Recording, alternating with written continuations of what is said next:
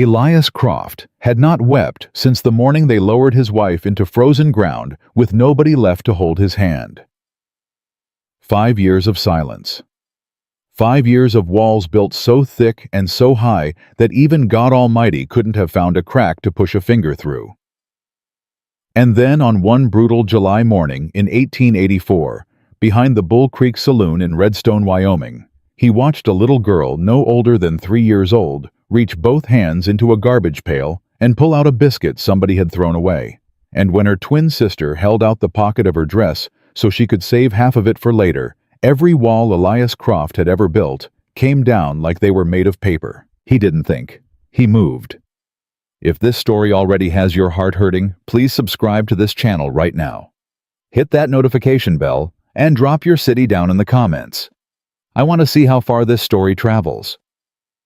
Now, let's go back to where it all began. The summer of 1884 in Redstone, Wyoming, was the kind of summer that made a man question whether the territory had ever intended to be hospitable to human beings at all. The heat came off the red dust streets in waves that bent the air and turned the mountains behind town into something that looked like a painting that hadn't dried yet. Elias Croft had been living at the edge of Redstone for 2 years by then, in a house that was too big for one man and too quiet for any living thing. And he had arranged his life with considerable precision around the goal of being left entirely alone. He came into town 3 mornings a week, Tuesdays, Thursdays, and Saturdays. He bought what he needed from the general store without unnecessary conversation, collected his mail from the post office without reading it until he got home, and was back on the road to his property before the main street got busy enough to require him to tip his hat at anyone. It was a system. It worked. He had not deviated from it in 14 months. He deviated on a Tuesday in July because his boot heel split on the road into town, and he had to stop at Garvey's saddle shop on the south end of Main Street, which put him walking home along the alley behind the saloon at a time he was never usually in that part of town. He heard them before he saw them, not crying. That was the first thing that registered as wrong. A sound like small concentrated effort. The sound of work being done quietly by someone who had learned that noise didn't produce results.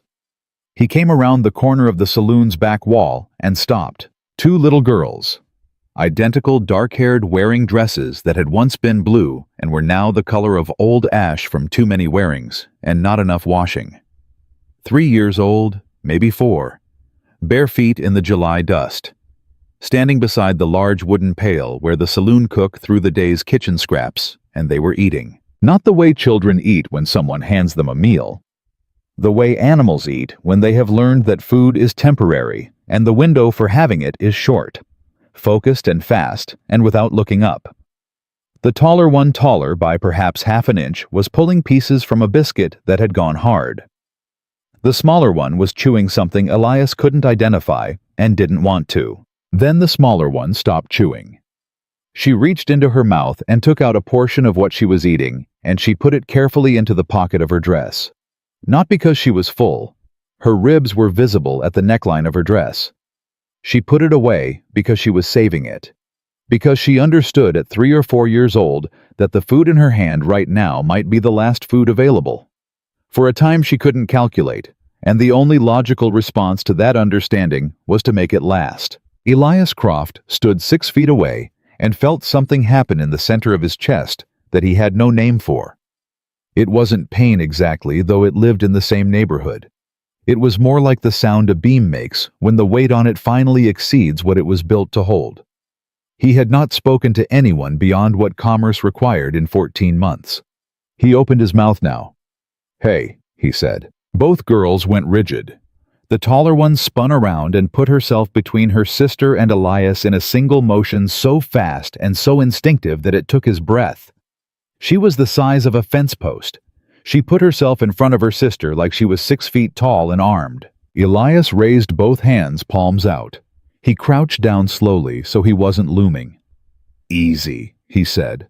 "I'm not going to hurt you. I'm not going to take anything." He kept his voice low and even, the voice he used to use on spooked horses back when he kept horses. "My name's Elias. What's yours?" Neither girl spoke. The taller one kept her eyes on him with an attention that was not childlike at all. It was the attention of a creature that had learned the hard way that strangers represented a specific category of danger, and that the appropriate response was sustained surveillance until the nature of the threat became clear. "That's all right," Elias said. "You don't have to tell me."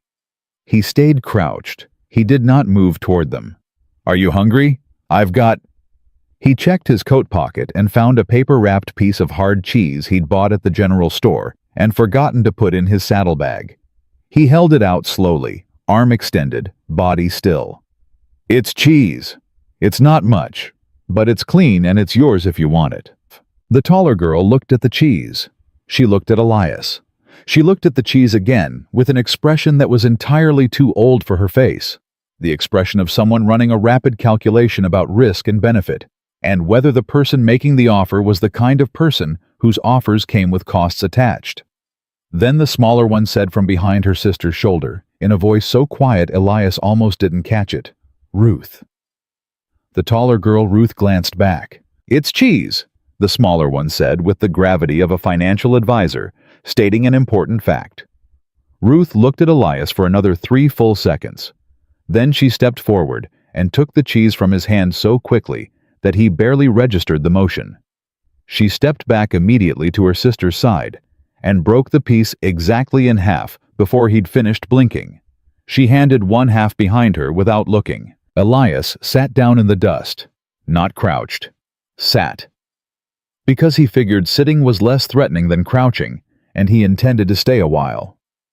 "Is that your sister?" he asked. Ruth looked at him with the half piece of cheese in her fist and said nothing. "Her name's Abby," the smaller one said from behind Ruth's shoulder. "I'm Abby." "Abby," Elias said. "And Ruth." He nodded like this was normal conversation between adults of equal standing. "I'm pleased to meet you both. Do you live here in town?" Silence. "Do you have family here? Somebody looking after you?" More silence, but a different kind, the kind that contained information. "Where do you sleep?" Elias asked. Ruth's jaw tightened. It was a jaw movement he recognized the expression of someone deciding how much truth was safe to offer. "Nowhere bad," Abby said from behind her, which was not the same as saying somewhere good, and Elias understood that. He looked at the two of them standing in the back alley dust of a Wyoming summer with their hard-worn dresses and their bare feet, and the careful, watchful exhaustion in their eyes that no child that age should know how to carry. And he felt something settle into him with the weight of a decision that had already been made before his conscious mind caught up with it. "Are you in town most days?" he asked. Ruth looked at him. Then almost imperceptibly she nodded. "Then I'll be back tomorrow," Elias said. He stood slowly. He put his hat back on. "With something better than cheese." He looked at Ruth directly. "I'll put it on that crate right there. You can take it whenever you want. You don't have to see me if you don't want to." He paused. "But I'll be here." Ruth watched him walk away. He felt her watching and did not look back because looking back would have meant he needed something from the transaction, and he didn't. He had given them something, and it was theirs, and that was the end of it. He walked home through the July heat and sat at his kitchen table and did not eat his supper and thought about a woman named Helen who had died 5 years ago of a fever that the doctor said came on fast and moved faster, and who had wanted children and never got them, and who would have been across that alley in about 4 seconds flat, and would have had both girls fed and bathed and talked into giving up their names within the hour, because Helen had been made of the kind of warmth that didn't need permission and didn't know how to be indifferent. Elias had been made of something harder and less useful. He'd been coming to terms with that for 5 years.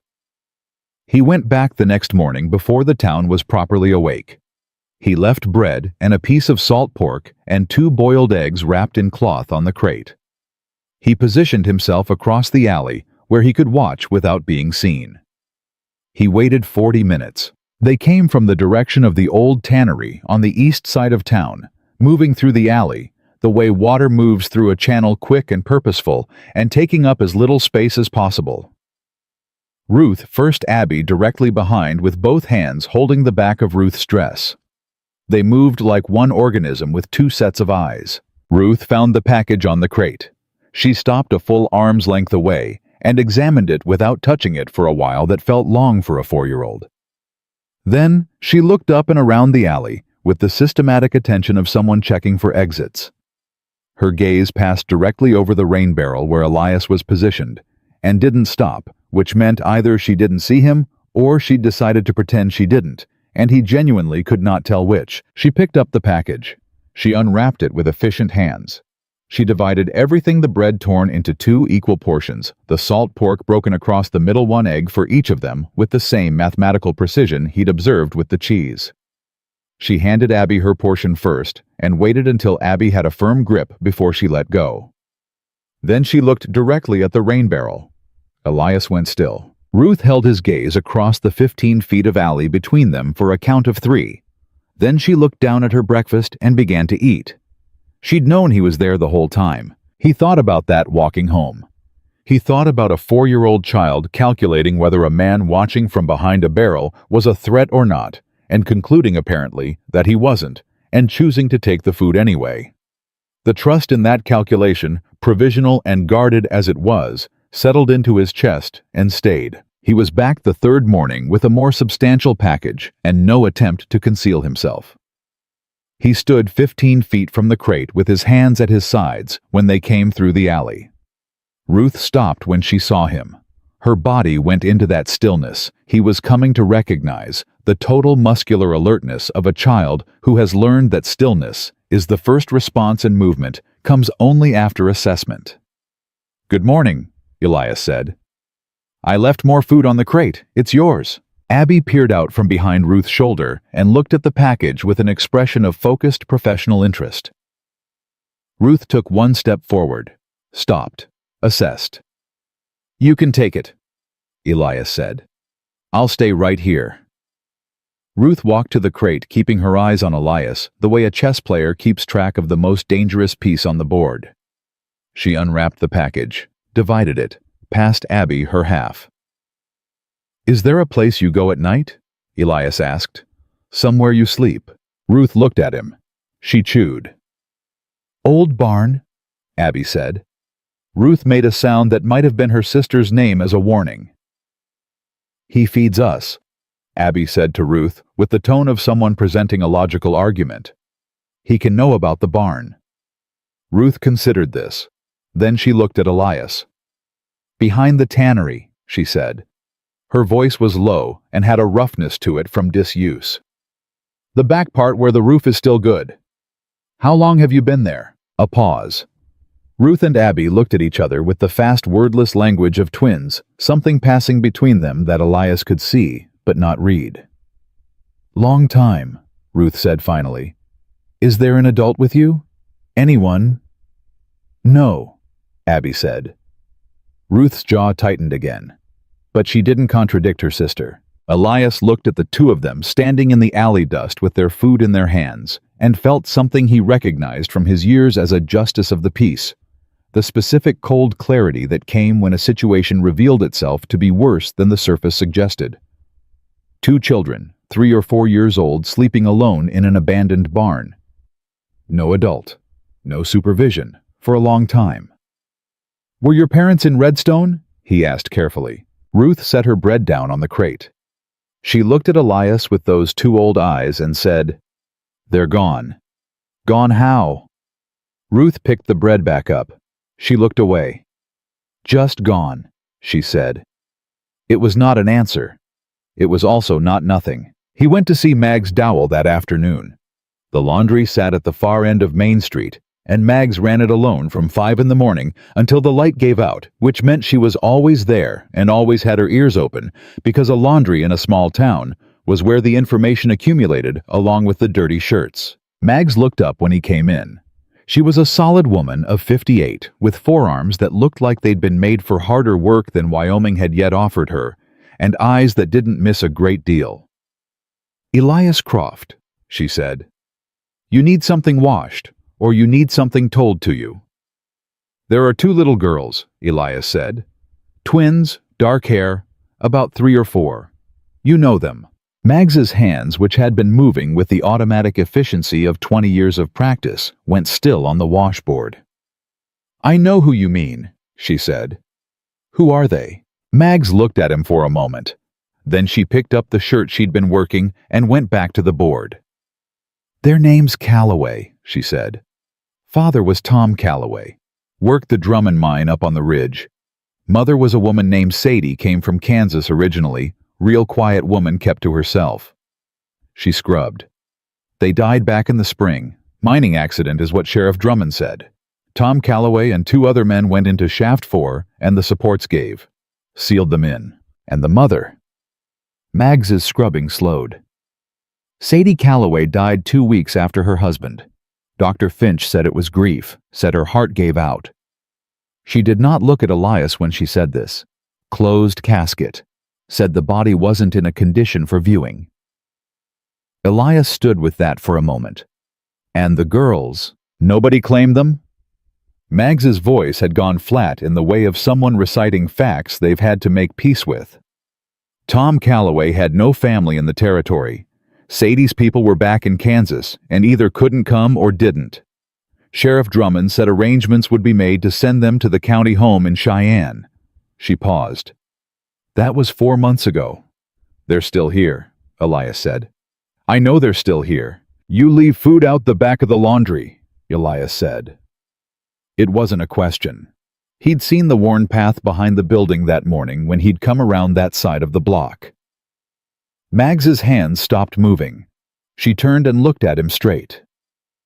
I put bread out, she said. I'm not going to apologize for it. I'm not asking you to. I wanted to do more. Her voice dropped a register. I want you to understand that. But Drummond runs this town, Elias. He runs everything in it. And if you start asking questions about those girls, about why they're still here 4 months after he said he'd handle it, about why their mother's death certificate was signed by a doctor who's been drinking himself into uselessness since that same spring. She stopped. People who ask those questions in Redstone don't generally find the answers comfortable. Elias looked at her. Tell me about Drummond. Mags went back to the washboard. She scrubbed for a while before she answered. He's been sheriff here 6 years. Came up from Colorado with references from people high enough up that nobody questioned them.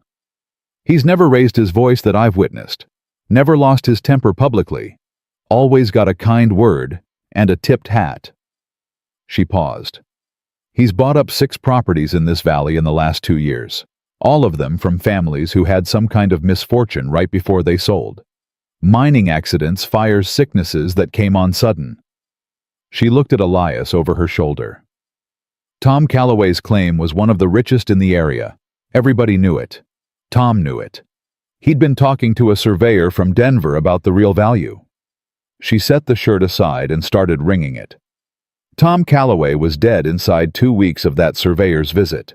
Elias walked out of the laundry with the July heat pressing down on him from above and the information pressing up from below, and between the two of them he could barely breathe. He went to see Doc Warren Finch. He found the doctor at his office on the 2nd floor of the apothecary building, which was where Finch spent most of his time because the staircase was a sufficient deterrent to casual visitors, and Finch had increasingly structured his life to discourage them. He was a man of 62, who looked 70, with hands that shook slightly when they weren't occupied, and eyes that went to the window whenever a conversation reached a certain depth. Calloway girls, Elias said when he'd sat down across from Finch without being invited to sit. Their mother. You signed the death certificate. Finch looked at the window. Heart failure, he said. Common enough after severe grief. The body responds to loss in ways that... Warren. Finch stopped. I know you, Elias said. I know what kind of doctor you were before whatever happened to you happened. You were a careful man, a thorough man, the kind of man who didn't sign something he wasn't certain of. He paused. What happened? Finch's hands gripped the arms of his chair. He was quiet for long enough that Elias thought he wasn't going to answer at all. She came to me, Finch said finally. His voice had the texture of something that hadn't been spoken aloud before. Sadie Calloway came to me 3 days before she died. She wasn't sick. She was frightened. She said she knew who was responsible for Tom's death. She said she had papers. Documents. Tom had kept records of payments made to certain individuals in the county for certain services, a pattern of land transfers that followed a pattern of deaths. He swallowed. She asked me to keep them safe. Elias waited. I said no. Finch's voice went flat. I said I was a doctor, not a lawman, and that she needed to take what she had to someone with authority. He stared at the window. She was dead 2 days later, and Sheriff Drummond was at my door the morning after her death, wanting to know if she'd said anything to me in her final days. He looked at Elias for the first time since he'd started talking. The way he asked me, the way he stood in my doorway and asked me that question, with his hat in his hand, and his voice perfectly calm. He stopped. I told him she'd said nothing of consequence, and I signed the death certificate as he asked. Heart failure. His hands were shaking visibly now. The children were in the house when she died. Those 2 little girls. They were there. The room was very quiet. The documents she brought you, Elias said. What happened to them? Finch reached into the bottom drawer of his desk with an unsteady hand and produced a flat envelope, brown and sweat-creased, from wherever it had been kept. He placed it on the desk between them and did not touch it again. I didn't destroy them, he said. I told myself I would. I told myself a dozen times. He looked at the envelope. I couldn't. Elias picked up the envelope. He didn't open it yet. He looked at Finch. She trusted you, he said. I know what she did. Finch's voice broke on the last word and reset. I have thought about nothing else since May. Elias stood. He put the envelope inside his coat. Don't mention this conversation to anyone, he said. Not yet. Drummond will know someone's asking, Finch said. This town tells him everything. He's got ears in every building on this street. Then I'll be careful about what there is to hear. Elias put his hat on. He moved toward the door. He stopped with his hand on the frame and looked back at the doctor, at this man who had made a terrible choice and had been living in it for months. You kept the documents, Elias said. That mattered. It's going to matter more before this is done. He walked down the stairs and out into the July heat of Redstone's main street, with Sadie Calloway's evidence against Sheriff Lyle Drummond pressing against his ribs, and the image of 2 little girls saving garbage pail biscuits in their dress pockets, pressing against something that had no name, but was more insistent than either. He walked back to the Bull Creek alley. The crate was empty. The girls were gone. But, on top of the crate sitting where the food had been, was a small object he had to crouch down to identify. A button. Brass plain, the kind that came off a working man's coat. Small enough to fit in a child's palm. Placed deliberately on the exact center of the crate, not dropped, not left by accident. He picked it up and held it. It was warm from the sun. He didn't know what it meant in whatever system these 2 children had built for themselves in the month since the world had failed them entirely. But it had been left on purpose, and purpose was a language he understood, and whatever this word meant in their vocabulary, it meant something. He put the button in his vest pocket. He went home. He fed his horse. He ate. He sat at the kitchen table with Helen's photograph in one hand and Sadie Calloway's envelope in the other, and he laid out what he knew in a line the way his years on the bench had taught him to do: facts first, conclusions after, gaps clearly identified. 2 children alive and unsupervised in an abandoned barn for 4 months. A father dead in a sealed mine shaft. A mother dead of a heart that stopped 2 days after she brought evidence of murder to a man who turned her away. A sheriff who'd arrived with impressive references and left a trail of dead property owners behind him. Documents that could connect all of it if someone had the nerve to carry them to someone with the authority to act. He looked at Helen's photograph for a long time. "What would you do?" he said aloud to the woman in the photograph, which was something he hadn't done in 5 years and felt strange and necessary in equal measure. He thought he knew what she would have said. Helen had never in her life encountered an injustice she was willing to walk past. It had driven him crazy sometimes when they were married, her absolute inability to look at something wrong and decide it wasn't her problem. He'd called it stubbornness. She'd called it being a human being in good standing. He thought maybe she'd had the better argument. He reached for his rifle and checked the load before he went to bed. He set it within reach. He lay on his back in the dark and listened to the Wyoming summer settle around the house, and he thought about Ruth stepping between her sister and a stranger at 4 years old, and Abby putting food in her pocket for later, and Sadie Calloway walking through a doctor's door with evidence of her husband's murder in her hands and dying for it, and he thought about what kind of man he intended to be for whatever days he had left. He was asleep in minutes. It had been a long time since he'd had something important enough to wake up for. He did not notice until morning the small object that had been placed on his kitchen table while he slept. A single flat stone with a cross scratched into its surface, set in the exact center of the table. Every window was latched. The door showed no mark of entry. Elias picked up the stone and stood with it, and understood with a certainty that settled into the marrow of his bones that whatever he had decided in the dark about what kind of man he intended to be, those two little girls had already decided it for him. Elias set the stone on the table beside Helen's photograph and stood there in the early morning light with his coffee going cold in his hand, thinking about what it meant that 2 children under the age of 5 had gotten into his locked house, left a message, and gotten out again without waking him. He was not a heavy sleeper. He hadn't been since Helen died. He'd been a light sleeper out of habit, out of the particular alertness of a man who had learned that the night could bring things you needed to be awake for. And these 2 little girls had walked right through it. He drank his cold coffee and thought about that for a while. Then he put on his hat and went into town earlier than he usually did, because the situation had moved past the point where his usual schedule made any sense. He found them at the crate behind the Bull Creek Alley, which was not where he'd expected to find them. He'd expected them to be more cautious after the night before, more withdrawn. Instead, Ruth was sitting on top of the crate with her feet dangling, and Abby was standing beside her, eating a piece of the bread he'd left that morning, with the focused attention of someone conducting important business. Ruth looked up when he came around the corner.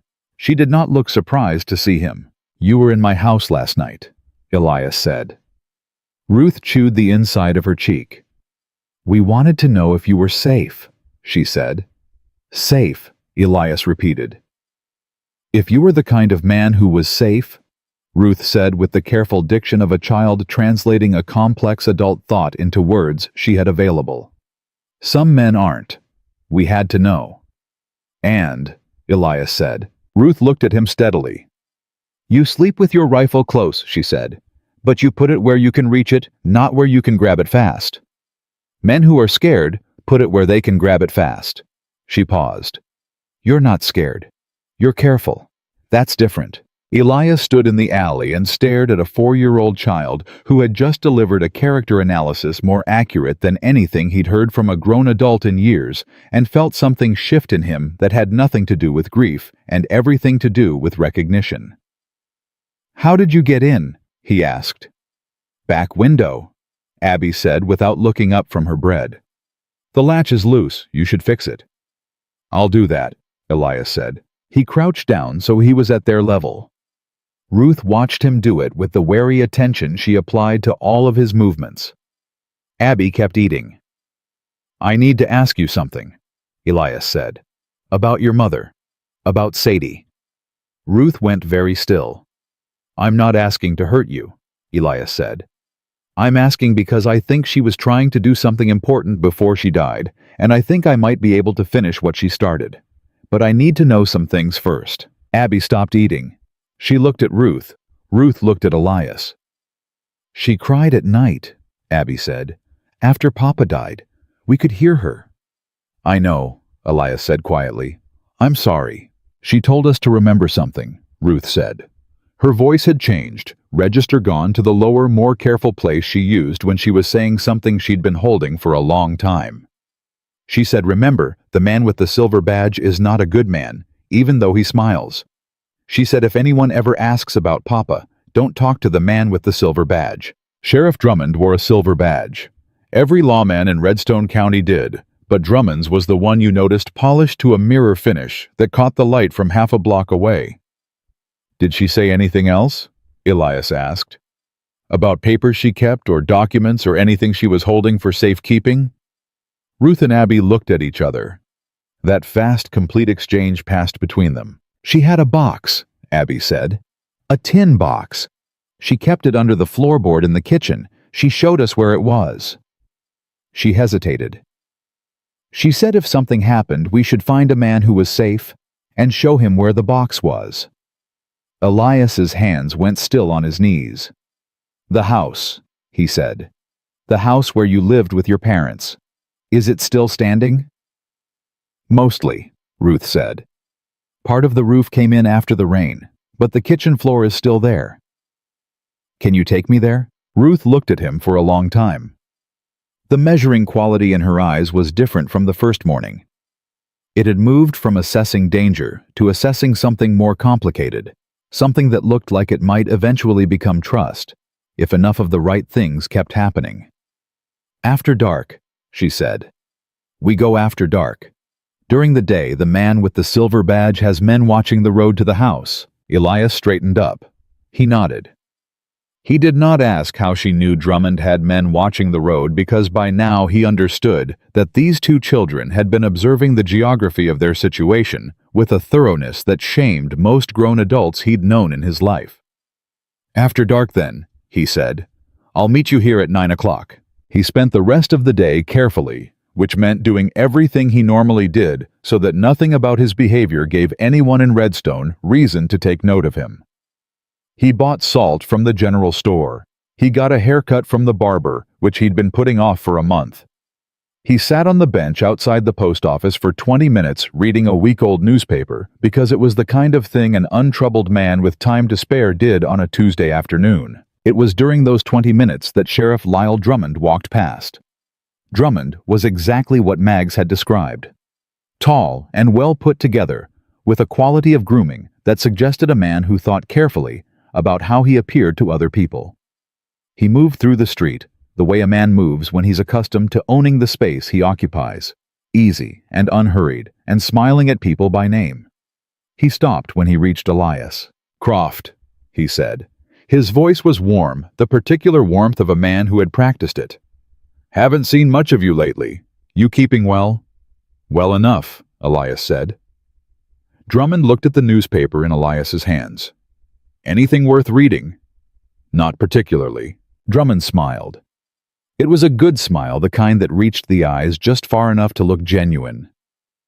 "I heard you've been spending some time down behind the Bull Creek," he said with the casual delivery of someone mentioning the weather.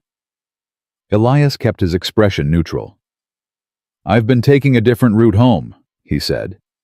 "Boot Heel gave out couple weeks ago, had to go to Garvey's. Got in the habit of the south end of town." "Those two little strays have been around that area," Drummond said. Still casual, still smiling. "Calloway girls, sad situation. I've been trying to arrange placement for them in Cheyenne, but these things take time, as I'm sure you know from your days on the bench."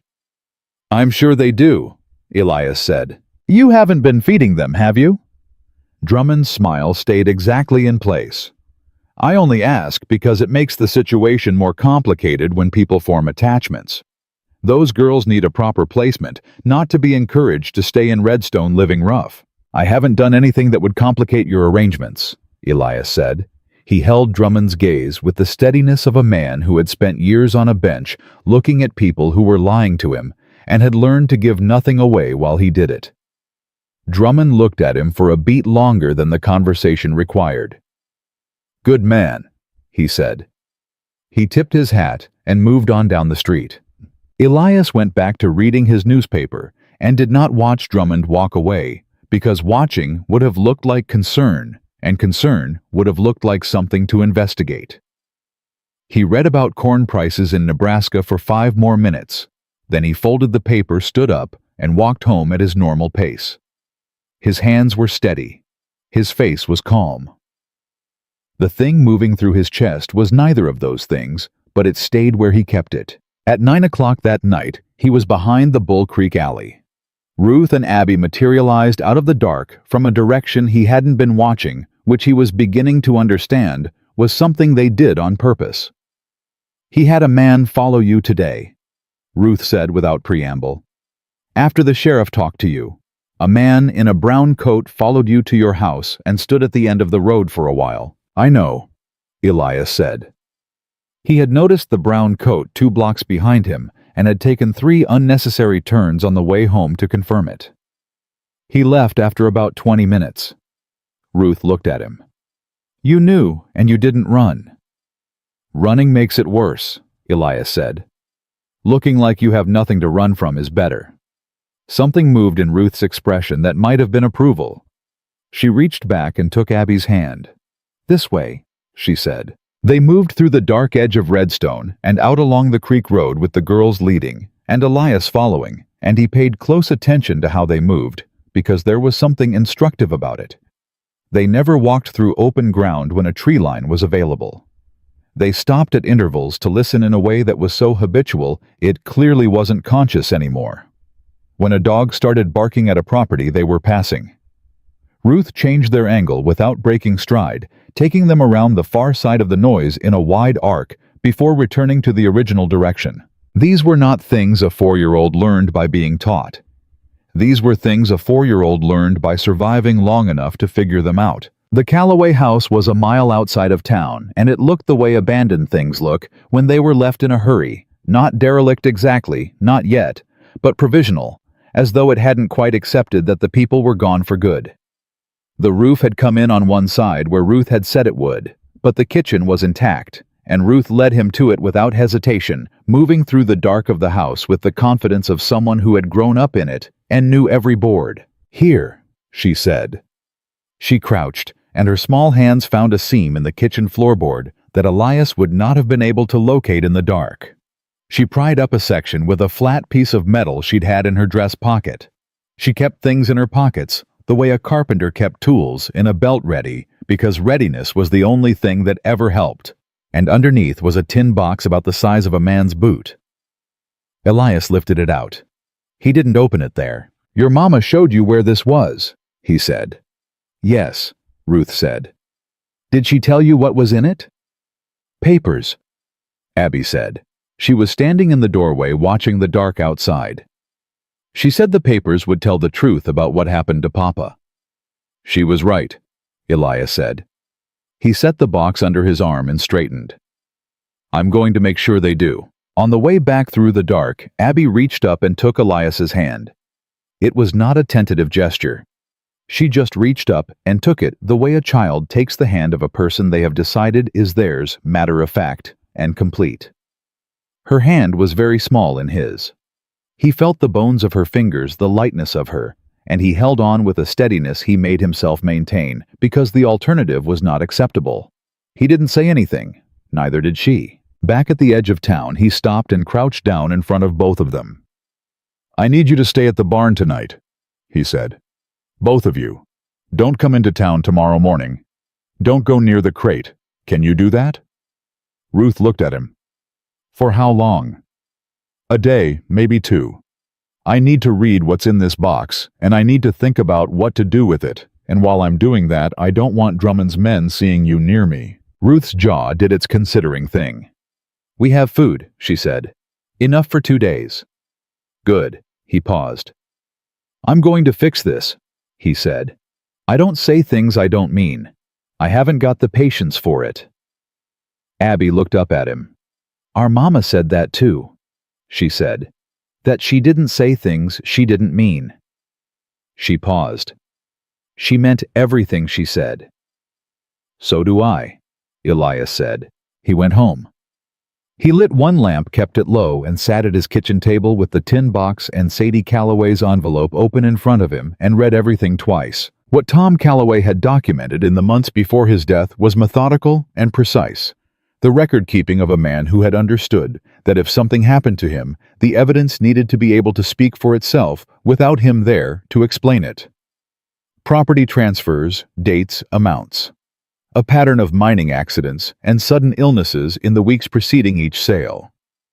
Names of men who had received payments from an account held by a land consortium based in Cheyenne, payments made in amounts that corresponded to the timing of specific deaths. Drummond's name appeared 11 times. A lawyer named Harker appeared 9 times. 2 names Elias recognized from the territorial government in Cheyenne appeared 4 times each. The last entry Tom Calloway had written was dated 2 days before the accident in Shaft 4. It read, If you are reading this, I am most likely dead. Take this to Federal Marshal George Aldis in Cheyenne. Do not use the county telegraph. Do not approach anyone in the Redstone County system. Aldis is the only clean hand I have been able to confirm in this territory. His office is on Clement Street." Elias sat back. He read the name again. George Aldis. He knew Aldis by reputation. A careful man. A thorough man. The kind of federal officer who moved slowly because he moved correctly and didn't believe in doing a thing twice, when once done right, would hold.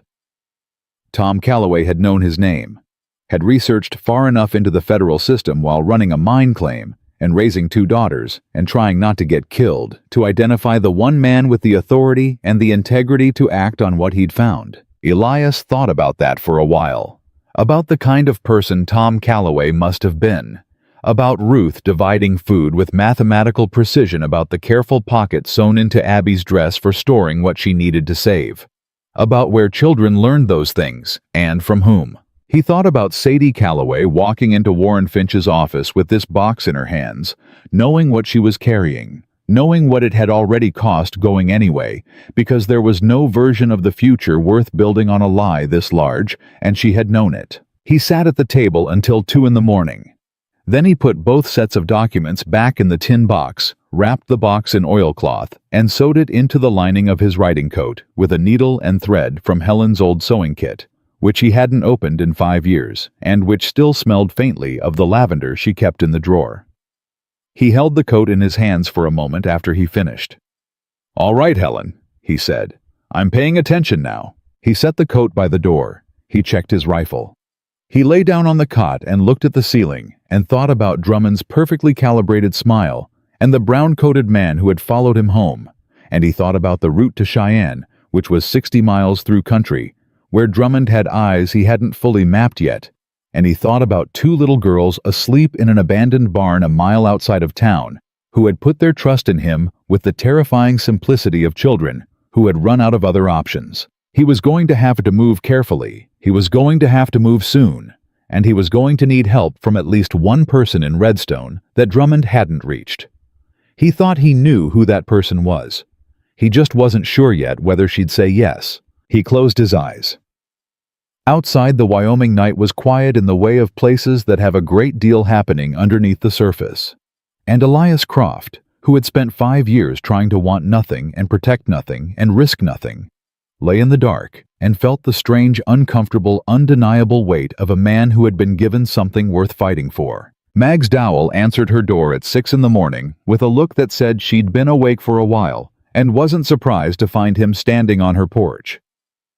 "I figured it'd be you," she said. She stepped back and let him in. Her kitchen smelled of coffee and clean linen and the particular efficiency of a woman who ran her life the way she ran her laundry. No wasted motion, no wasted time. She poured him a cup without asking and set it on the table and sat across from him and waited. "I need to get to Cheyenne," Elias said. "I need to get there without Drummond knowing I've gone, and I need someone to watch over those 2 girls while I'm traveling." Mags wrapped both hands around her own cup. "What's in Cheyenne?" "Federal Marshal George Aldis." Something moved in Mags's eyes. Not surprise. Recognition. "Tom Calloway mentioned that name," she said quietly. "He came to me too back in February, before he died. He said if anything happened, and I needed to reach someone clean in the territorial system, Aldis was the name." "He was thorough," Elias said. "He was scared," Mags said. "And thorough because he was scared. There's a difference." She looked at her coffee. "He told me he was documenting everything. He said he was close to having enough to take somewhere that would hold." She paused. 2 weeks later, he was dead in that mine shaft. "I have his documents," Elias said. "All of them. Everything he collected plus what Sadie brought to Finch before she died." He put his hand flat on the table. "Mags, it's enough. It names Drummond directly. It names men in the Cheyenne Territorial Office. It traces the money from the consortium to specific deaths. Aldis can act on this." Mags was quiet for a long moment. Outside, the town was starting to wake up, the first sounds of Redstone's morning coming through the window. Then she said, "How long will you be gone?" 3 days if nothing goes wrong, 4 if something does.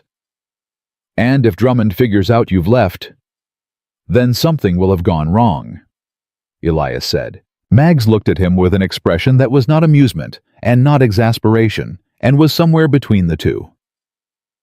Those girls are at the old tannery barn, she said. It was not a question. Yes. I've known that since June, she said. I've been leaving bread at the south corner of the building twice a week. I didn't know if they were finding it. She paused. I take it they were. They find everything, Elias said. Mags stood and went to the window and looked out at the street for a moment with her arms crossed. I'll watch them, she said. But Elias, you need to understand something. If Drummond comes asking about those children while you're gone, I can only hold him off so long. He's been patient because he thought the problem would solve itself. Hungry children in an abandoned barn in Wyoming summer either leave or they don't survive it, and either outcome removed them without him having to do anything visible. She turned. But if he figures out those documents are gone from that house, the patience ends. I know, Elias said. That's why I'm going today. He was saddled and on the south road out of Redstone before 7, taking the creek trail that ran parallel to the main road, but sat lower in the valley and was screened by cottonwoods for most of its length. It added 40 minutes to the route. It was worth 40 minutes. He made 8 miles before he saw the rider. The man came out of a draw to his east at a pace that was slightly too purposeful for coincidence, angling to intercept rather than moving parallel, and Elias pulled up and waited because running told a story he didn't want to tell, and because he wanted to see the man's face before he made any decisions. It was not one of Drummond's deputies. It was a young man, 25 at most, in traveling clothes with a bay horse that had hard miles on it, and his hands were visible and away from his body, in the way of someone who wanted to make clear he wasn't reaching for anything. Mr. Croft, the young man said when he'd closed the distance. He pulled up 10 feet away. My name is Daniel Pratt. I'm a correspondent for the Cheyenne Territorial Gazette. He reached slowly into his coat and produced a card, which he extended without moving his horse forward. I've been in Redstone for 3 weeks, investigating land acquisition patterns in the mining districts. Elias did not take the card. How do you know my name? Mags Dowell, Pratt said. She sent me after you. She said you'd take the creek road and that I should tell you she said the coffee's getting cold, which I'm told you'd understand. It was a phrase Mags used when she wanted someone to move faster. She'd said it to him twice before, both times when he'd been overthinking something that required action more than consideration. He looked at the young man's face and read it the way he'd read faces for years from a bench and found nothing in it that suggested performance. What do you know about Drummond? Elias said. Enough to know he's killed at least 4 men in this valley in the last 2 years and called all of them accidents, Pratt said. His voice was steady and a little tight, the voice of someone who was scared and had decided to be here anyway. I've been building a parallel record. Property transfers, dates, witness accounts from families who sold under duress. I have testimony from 2 men who worked the Drummond mine the day Tom Calloway died. They don't believe it was an accident. They're afraid to say so publicly. Their names, Elias said, Fletcher Boone and James Array, both still in Redstone. Both have families. Pratt paused. Both told me what they saw on the condition that I never identified them unless there was a federal proceeding where they could testify with protection. Elias looked at him for another moment. Then he said, Ride with me. They rode together for an hour before Elias spoke again. How did Mags know I was going to Cheyenne? She said you were the kind of man who identified a problem and moved toward it, Pratt said. She said the only place you'd have reason to go was Cheyenne, and the only person you'd be going to see was Aldous. She's known about Aldous, too. Tom Calloway talked to a lot of people, Pratt said. He was careful about it. He only told each person one piece of the picture. Mags knew about Aldous. Doc Finch had the documents. I had the witness names. He paused. I think he did it deliberately, so that no single person knowing everything meant the whole thing died with one person. Elias thought about that. About Tom Calloway, parceling out the pieces of his case across people he trusted, making the truth distributed enough that it couldn't be extinguished in a single night. It was smart. It was the thinking of a man who understood exactly what he was dealing with and had tried to build something that could survive him. It had survived him. It was riding to Cheyenne right now. They were 4 miles outside of Redstone when Ruth stepped out of the tree line directly into their path. Elias's horse shied. He brought it around and looked down at her, this small 4-year-old person standing in the middle of a trail 20 feet from the edge of the cottonwoods with her hands at her sides and her chin up, and felt something in his chest do something complicated. "You were supposed to stay at the barn," he said. "Men came," Ruth said. "2 men. They came to the barn before sunrise. We got out the back before they got inside, but they know about the barn now." She looked at him steadily. "Abby is in the trees. We followed your trail from town." "You tracked me for 4 miles. "Papa taught us," Ruth said with the simple factual tone she used when something was not worth elaborating on, because it simply was what it was. Elias swung down from his horse. He looked at Pratt. "Drummond moved faster than I expected." "He must have had someone watching the house," Pratt said. "If he found the floor compartment empty, he knows the documents are gone," Elias said. He looked at Ruth. "Where exactly are the men now?" "They stayed at the barn," Ruth said. "They were looking through everything. I don't think they followed us." She paused. "But there were more men at the South Road, before you got to the creek trail. We saw them from the ridge when we were following you." Elias looked at the cottonwood line, and then at the trail behind them, and then at the sky, calculating. Drummond had moved to cut the South Road, which meant he knew or suspected Elias was running, which meant someone had talked, or someone had seen him leave, or Drummond was simply thorough enough to seal the obvious exits as a matter of course. "Is there another way out of this valley?" Pratt asked. "2, Elias said. "The North Pass, which adds a full day and goes through country where Drummond has mining operations and men on payroll. And the canyon route east of the ridge, which I surveyed 8 years ago when I first came to this territory." He paused. "The canyon is passable, but it requires knowing where to go. Wrong turn in the debris field, and you're either against a rock wall or in a gully that drops 40 feet. "Do you know where to go?" Pratt said. "I did 8 years ago," Elias said. "Most of it's still in my head." He crouched down in front of Ruth. "Is Abby all right?" "Yes," Ruth said. "Her feet hurt. We walked fast." "Can she ride with you on my horse?" Ruth looked at the horse. She looked at Elias. "I can ride," she said with a precision that made clear she was not asking permission, but stating a qualification. "I know you can," Elias said. Abby came out of the cottonwoods when Ruth gave a whistle that sounded like a particular kind of bird call, 2 notes descending, and she came quickly, and without hesitation, which told Elias she'd been close enough to hear everything, and had been waiting for that signal specifically. Her feet were wrapped in strips of cloth that had not been there that morning, cloth torn from the bottom of her dress, bound with the careful efficiency of someone who had improvised medical care before. He lifted her onto the horse, and she settled in the saddle without drama, gripping the horn with both hands. Ruth put her foot in the stirrup and swung up behind her sister before Elias could offer a hand. They sat there, these 2 tiny persons on his large horse. Ruth's arms around Abby's waist. Both of them looking at him with the patient readiness of people who had done harder things than this, and were prepared to do harder things still. Elias took the reins and started walking. They went east off the creek trail and up into the broken country that climbed toward the ridge, and Elias walked his horse and Pratt rode alongside, and nobody spoke much because the terrain required attention. The canyon entrance was 3 miles up and 1,000 feet of elevation gain, and by the time they reached the first of the rock formations that marked the approach, Elias's lungs were reminding him that he was 54 years old and had not climbed this particular hillside in 8 years. He ignored them. Lungs had opinions. This was not a moment for opinions. The canyon entrance looked different from how he remembered it. Not worse, just different in the way everything looks different when you're approaching it with urgency rather than professional curiosity. He stood at the mouth of it and looked in and let his memory work. There, he said after a moment. He pointed left. The debris field starts about 50 yards in. You stay on the left wall and follow it north. There's a section where the path looks like it ends at a rock fall, but it doesn't. You go up and over the left side of the pile, not around it.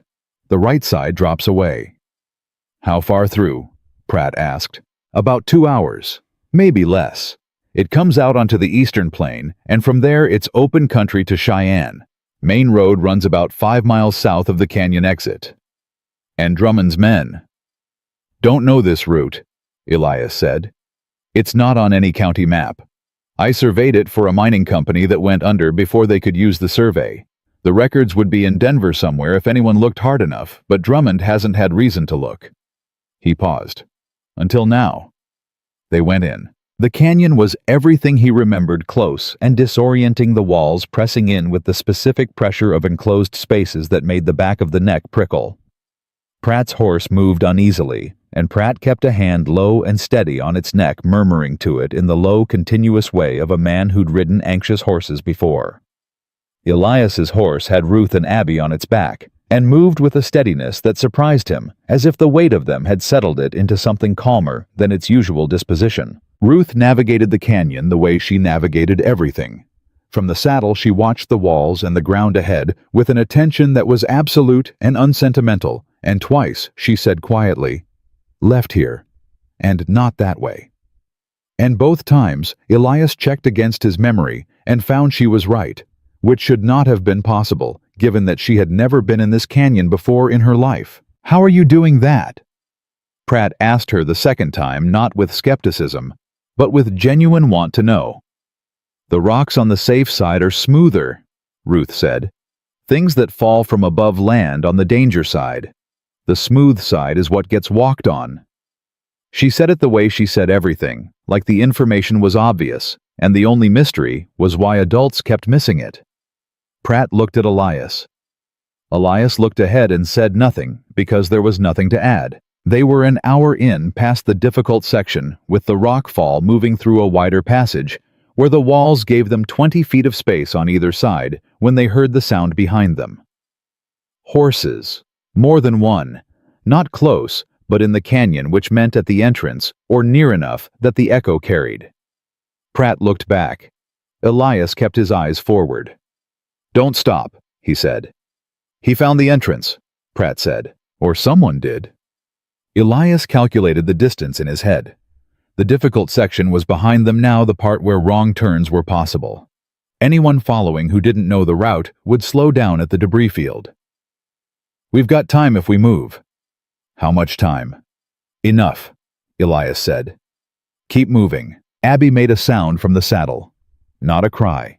Just a small, involuntary exhale that was the sound of a child who was tired and frightened and had decided not to show it and hadn't entirely succeeded. Ruth put her chin against the top of her sister's head. "We're almost through," she said quietly. "How do you know?" Abby said. "The air smells different," Ruth said. "When you're close to the other side of a canyon, the air smells like open." Abby was quiet for a moment. "You're making that up," she said. "I'm not. You make things up when you want me to stop being scared." "Sometimes," Ruth said. "Not right now." Elias kept his eyes forward and his pace steady, and felt something move through him that was not grief for once, and not purpose, exactly something quieter and more permanent than either. The particular feeling of a man who has been trusted with something irreplaceable and intends to be worth that trust, if it takes everything he has. They came out of the canyon into late afternoon light on the eastern plain, with the sound of horses still behind them in the rock, still muffled by distance, still not close enough to matter. Elias stopped and looked back at the canyon exit, and then forward at the open country, stretching east toward Cheyenne, and he breathed. "We're through," Pratt said. He said it like a man who hadn't been entirely certain they would be.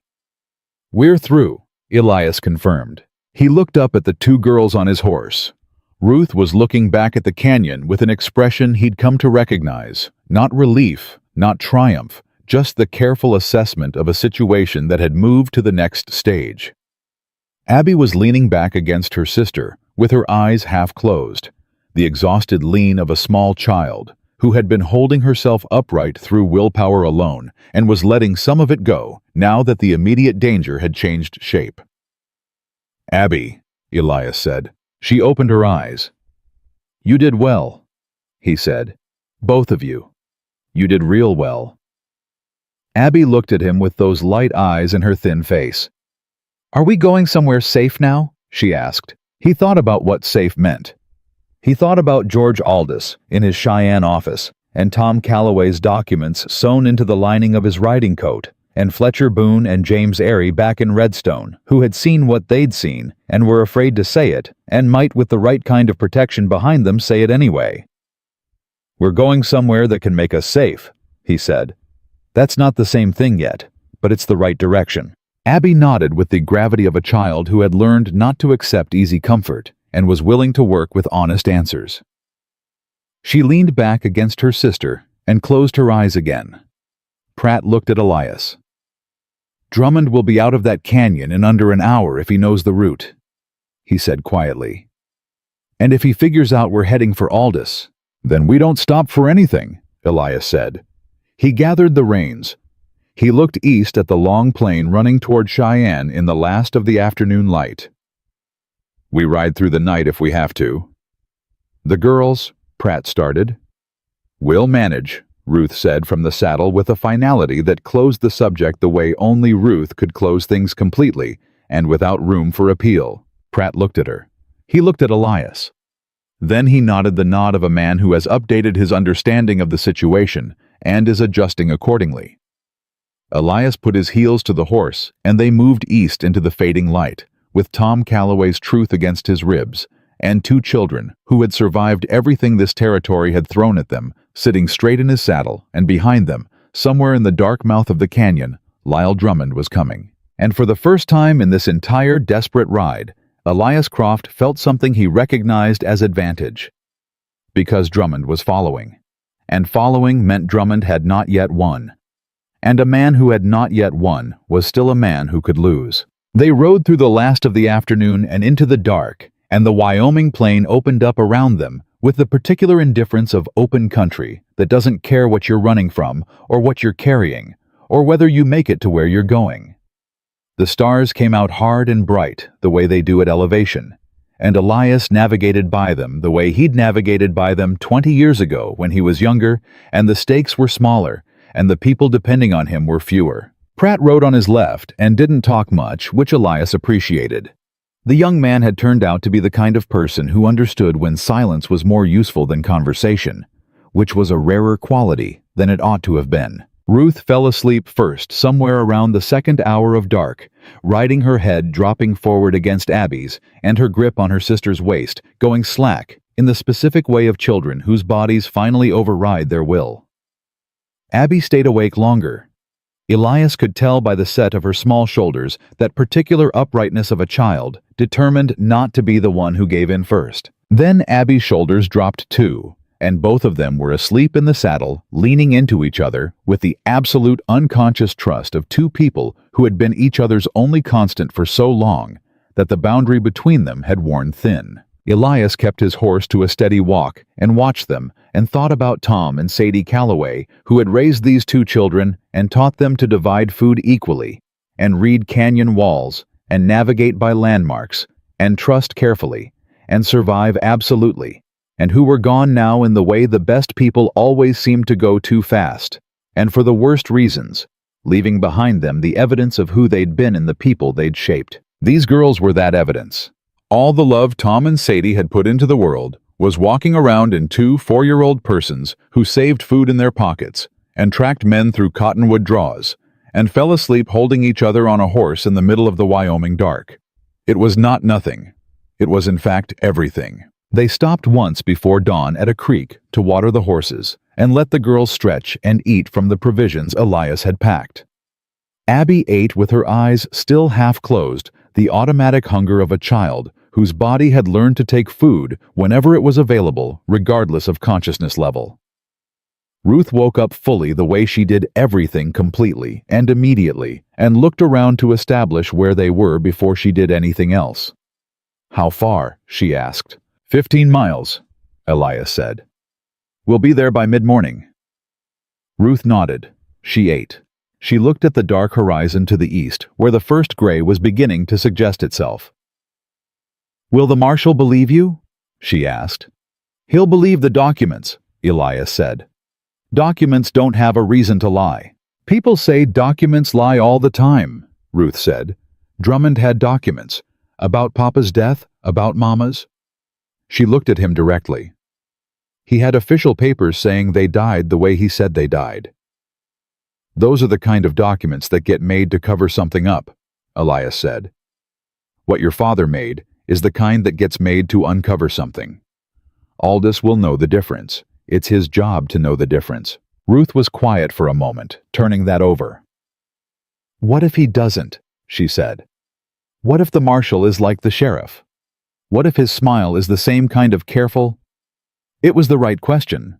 It was in fact the question Elias had been sitting with since he'd read Tom Calloway's final note, because Tom Calloway had been certain about Aldous, and Tom Calloway was dead, and certainty about people was a thing that could be wrong. "Then we find someone he answers to," Elias said. "There's always someone a man answers to. We go up the line until we find the one who's clean." Ruth looked at him. "You sound like you've done this before." "I was a justice of the peace for 11 years, Elias said. "I sent men to people above me in the system more times than I can count. The system's not perfect, but it has more levels than any one corrupt man can reach if you're willing to keep climbing." He paused. "Your father knew that. That's why he documented everything so carefully. He was building something that could survive being handed from one person to the next until it reached someone who would act on it." Ruth looked at the horizon for a long moment. "He was smart," she said. "He was," Elias said. "I want to be that kind of smart," Ruth said. Not wistfully, factually, the way she stated all her intentions as established conclusions rather than wishes. "You already are," Elias said. "You just need time to grow into it." Ruth looked at him sideways with an expression that was not quite skeptical and not quite satisfied, the expression of someone filing a statement under review pending further evidence. Then she went back to eating, and Elias went back to watching the dark, and Pratt refilled the canteens at the creek without being asked.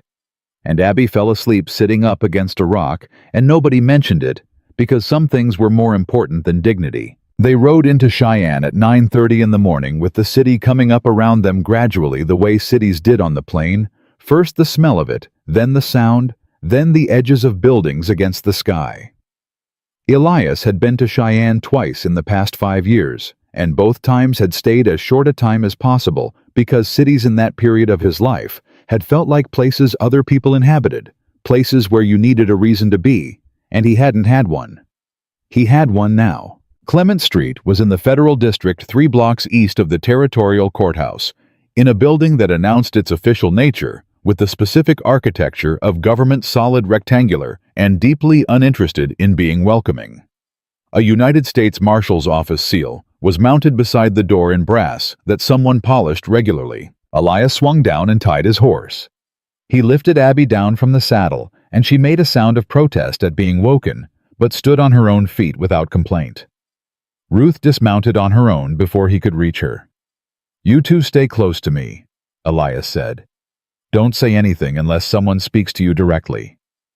"And if someone speaks to us directly?" Ruth asked. "Then say exactly what you know," Elias said. "Not what you think they want to hear. Not what you think will help. Exactly what you know. The truth doesn't need any help being the truth." Ruth considered this. Then she took Abby's hand and stood straight. Both of them, looking at the federal building with the focused readiness of soldiers about to walk into something they'd decided to walk into regardless of outcome. Elias put his hand on the door and opened it. The clerk inside was a young man with ink-stained fingers and the expression of a person who managed the distance between the public and the marshal as a matter of professional responsibility. He looked up when Elias came in, looked at the 2 small girls behind him, and the professional expression shifted into something more uncertain. "I need to see Marshal Aldous," Elias said. "My name is Elias Croft. I'm a former justice of the peace out of Redstone, Wyoming. I have documented evidence of multiple homicides committed under color of law in Redstone County, with connection to a land acquisition conspiracy involving members of the territorial government." He set his hat on the clerk's counter. "Tell him Tom Calloway sent me. He'll know the name." The clerk looked at him. He looked at the girls. He picked up his hat and went through the inner door without saying anything, which was Elias figured the best possible response to that particular introduction. They waited 4 minutes. Then the inner door opened, and a man came through it who was not the clerk. He was perhaps 60 broad through the shoulders, with the kind of face that had seen enough of the world's business to have stopped being surprised by most of it. He wore a federal marshal's badge and an expression of contained, focused attention. He looked at Elias. He looked at the girls. He looked at Elias again. "Tom Calloway," he said. His voice was even and gave nothing away. "Tom Calloway has been dead since May." "He's been dead since May," Elias confirmed. "His work hasn't been." Aldous looked at the two girls for a long moment. Something moved in his face that he didn't try to conceal, a brief, unguarded thing that was there and gone before Elias could name it precisely, but that lived in the neighborhood of grief. "Come back," Aldous said. He had a private office with a door that closed and 2 extra chairs that he pulled around himself without being asked. He waited until everyone was seated and then looked at Elias and said, "Tell me," Elias told him. He went through it in the order it had happened, starting with the girls in the alley and working forward through Maggs and Finch and the tin box and the documents and Drummond's response and the canyon and the ride.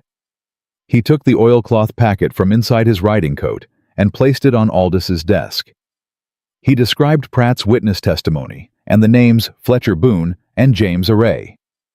He named the 2 territorial government officials in Tom's documents and described the payment records. Aldous listened without interrupting.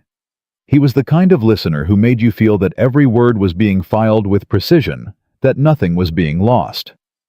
He picked up the documents when Elias finished and read through them with the focused efficiency of someone who knew exactly what he was looking for. The room was quiet. Abby had climbed into the extra chair and tucked her feet under her and was watching Aldous with the focused attention she gave to all adults who were deciding important things. Ruth sat straight beside her, with her hands in her lap. "The 2 names in the territorial office," Aldous said without looking up. "Beaumont and Crane." He turned a page. "I've had secondary concerns about Beaumont for 8 months. Not enough to move on. Tom Calloway built me what I needed." He set the document down. He looked at Elias. "The question is Drummond." "He was behind us in the canyon," Elias said. "I don't know if he came through or went back. If he went back to Redstone, he'll be destroying evidence and relocating.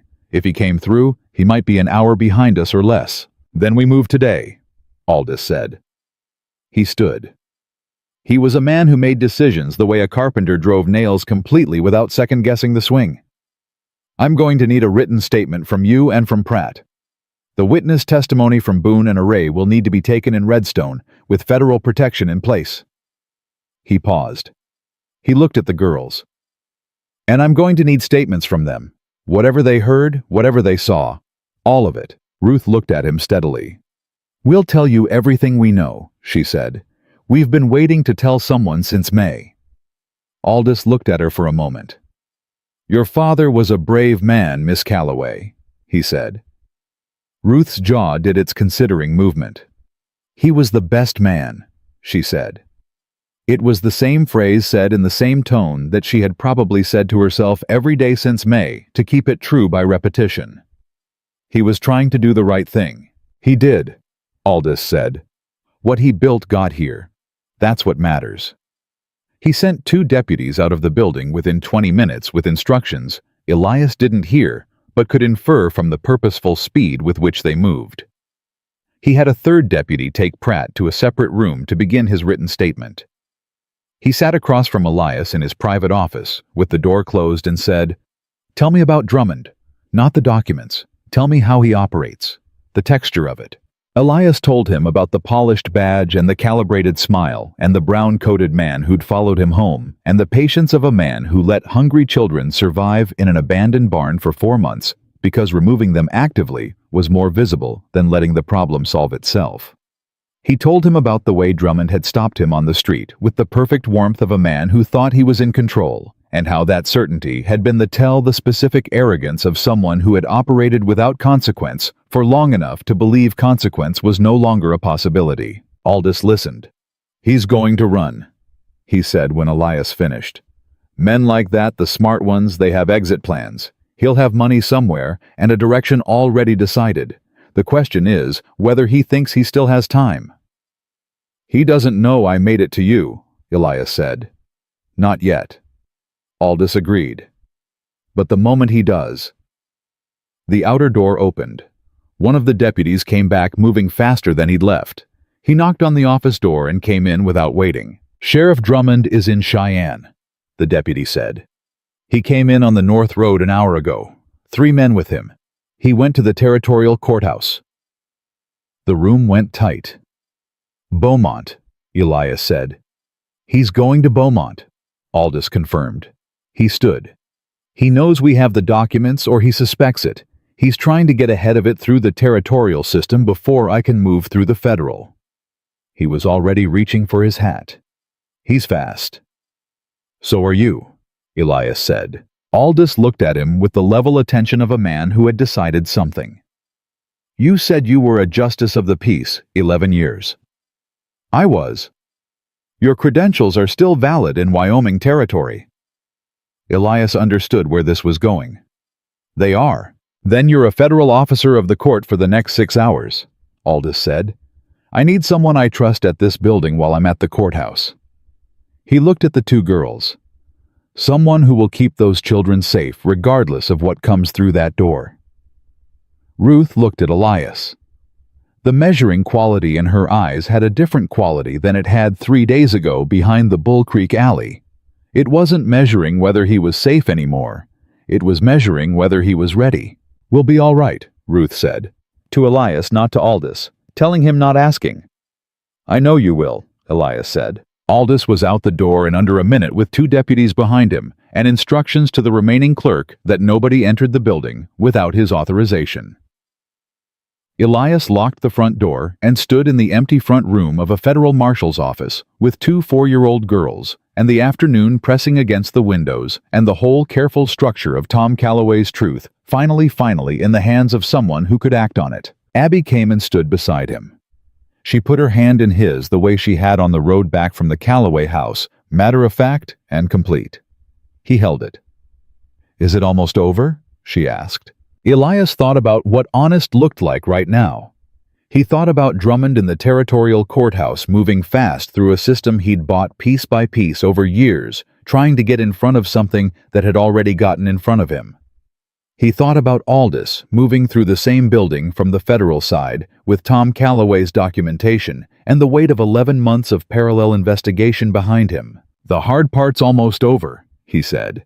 "Some of the rest of it takes time. Courts take time. Testimony takes time. But the part where you're hungry and alone and nobody knows what happened to your parents, that part is done." Abby looked up at him.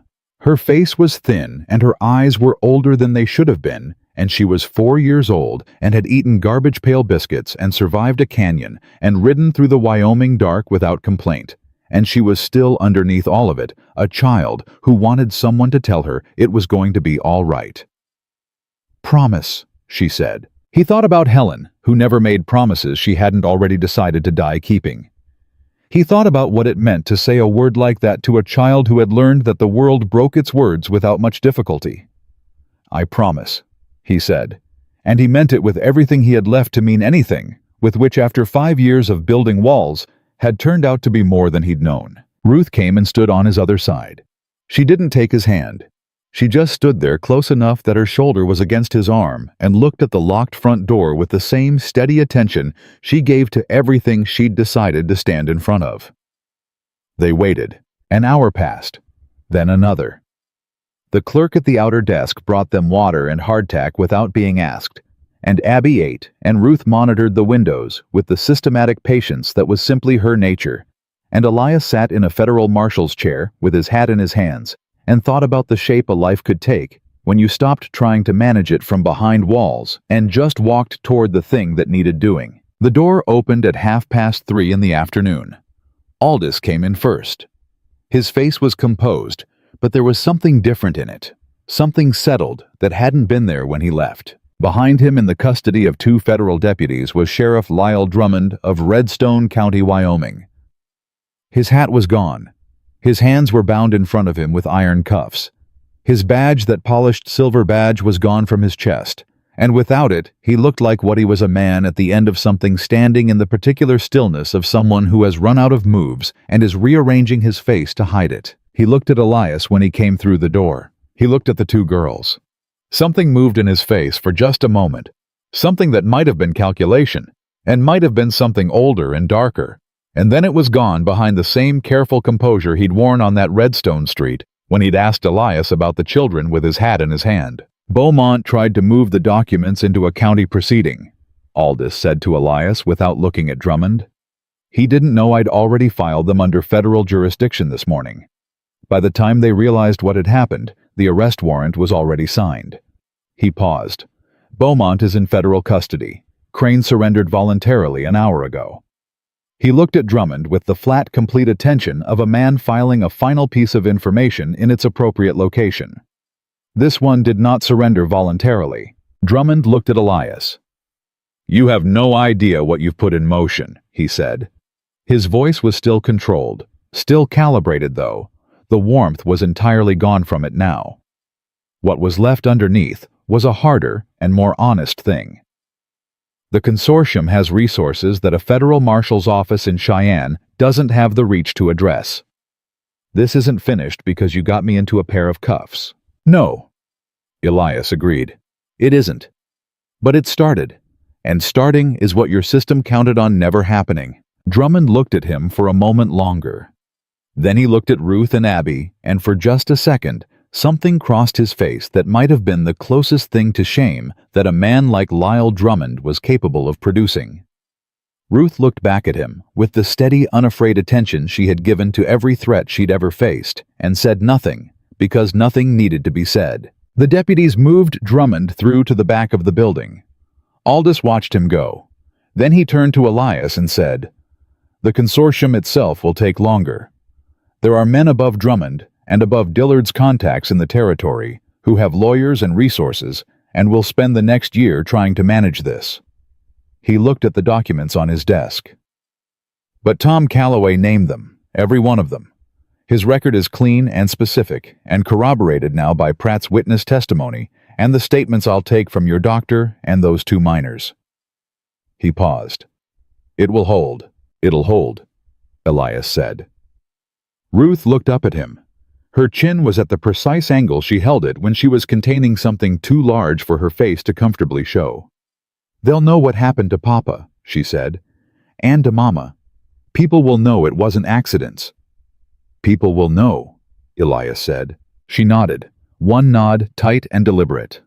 Then she looked at the window and breathed, and Elias watched her let something go that she'd been holding since May, some portion of the weight that had been requiring her to be harder and more careful, and more relentlessly prepared than any 4-year-old on earth should ever have to be. She didn't cry. She was Ruth, and Ruth did not yet know how to cry for things she'd decided to be strong about. That would come later in its own time, when there was enough safety in the world around her that she could afford to. Abby cried, quietly without drama, leaning against Elias's arm, with her eyes closed and her tears running without sound, the specific weeping of a child who has been holding something for a very long time and has finally been given permission to put it down. Elias put his arm around her. He held on. He looked at Ruth, who was looking at her sister with an expression that contained everything she wasn't letting herself feel, yet all of it present behind her eyes, and he understood that these 2 children were going to need a very long time and a great deal of steadiness to become who they were going to be on the other side of this. And he understood with the quiet certainty of a man who has finally stopped arguing with what he knows to be true, that he intended to be there for all of it. The trials took 4 months. That was the part nobody told you about when you imagined justice, that it moved the way rivers moved through flat country with purpose, but without hurry. and that the waiting was its own kind of work that required a different kind of endurance than the running had. Elias stayed in Cheyenne for the first 2 weeks because Aldous needed him available for federal proceedings, and because there was nowhere else that made sense to be.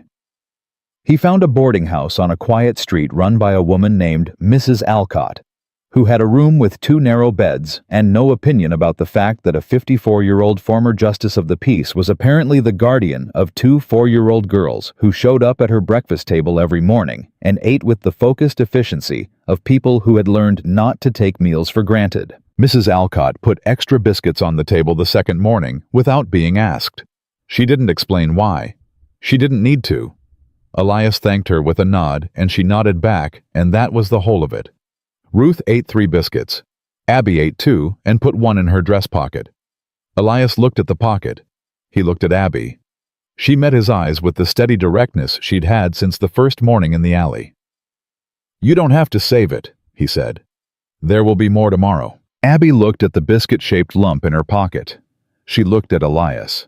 She did not take the biscuit out of her pocket, but she put her hand flat over it and held it there for a moment, like she was taking the fact of it in through her palm, and something in her face shifted in a way that was too small to name, but too significant to miss. "Tomorrow," she said, testing the word. "Tomorrow," Elias confirmed. "And the day after, and the one after that." She left the biscuit in her pocket that morning. The next morning she put a biscuit on her plate and ate all of it before she put anything in her pocket. The morning after that, she didn't put anything in her pocket at all. She ate breakfast, and then looked up at Elias and said, "Can I have another one?" With the directness of a child who has just discovered that asking is a thing that works. "Yes," Elias said. He watched her take a second biscuit and eat it without saving any of it, and felt something happen in his chest that he didn't try to name, because naming it would have required him to excuse himself from the breakfast table, and he didn't want to do that. Pratt came to see them twice during those 2 weeks, both times with his reporter's notebook, and both times leaving it in his coat pocket, which Elias appreciated more than he said.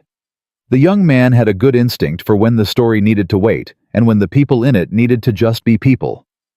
He sat at Mrs. Alcott's kitchen table and drank coffee and talked to Ruth about the canyon with the genuine curiosity of a man who had gone through it himself, and still wasn't entirely sure how the smaller of the 2 people in his company had navigated it better than he had. "The smooth rocks," Ruth told him for the second time, with the patient repetition of someone explaining something to an adult who should have understood it the first time.